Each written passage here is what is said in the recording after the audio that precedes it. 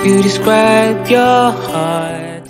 Hi everyone, so ngayon tinan natin kung ano mensahe ng Diyos para sa ating lahat. We have this one, harm.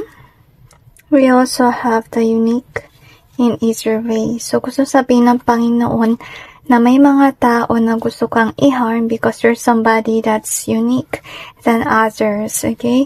I feel nito mga tao na to, ayaw kasi nila na unique ka among everyone else, okay? We have the strong in either way. We also have the just in either way. Gusto sabihin ng Panginoon na kaya kanila hinaharm kasi there could be saying you as somebody who's turning strong at saka nananatili kayong just. Ito mga tao na against sa'yo, obviously, they are working for evil. Okay, dahil just kang tao, kaya kanila pinag-iinitan at pinipilit kanilang maging weak at pinipilit kanilang mawala sa iyong pagiging just. Kaya si unique natin ay naka-in either way. So we have this one here. And they're attacking you.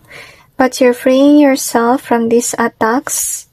I feel it like yung iba sa kanila ay nag-spread na lies and rumors about you.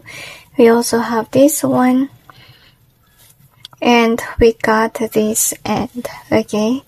So, gusto sabihin sa'yo ng Panginoon na makaalis ka rin sa mga ginagawa nilang kalokohan sa'yo. Pero, with the ending being here, kasi yung taong ito, gusto nilang i-end yung lahat ng mga nangyayari sa iyong buhay. So, yung mainam mong gawin, since you're aware that these people are spying, watching over you, and so on, is better guys na umalis na kayo muna sa social media. Iwasan yung mag-brag posting as much as possible kasi maybe the more that you post there, the more na naiirita sila, okay? So, might as well don't encourage people to be jealous of you. To be honest, yung gawin mo na lang, maging focus ka na lang sa yung trabaho, okay? So, that's it guys, and God bless all of you.